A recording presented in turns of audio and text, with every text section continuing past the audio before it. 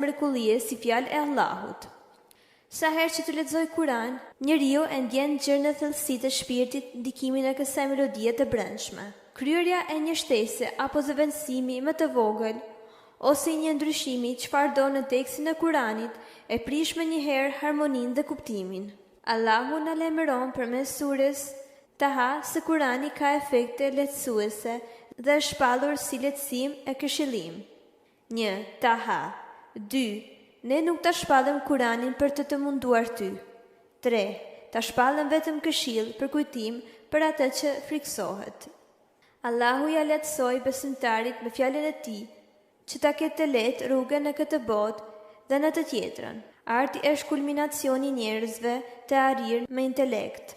Por Kurani është fjalë më e madhe dhe më e fuqishme se arti, duke e ditur se është fjala e Krijuesit, i cili ja mëson njeriu artin e të folurit, të lexuarit dhe të shiftuarit të tingujve, intonacionit, diksionit dhe vokacionit.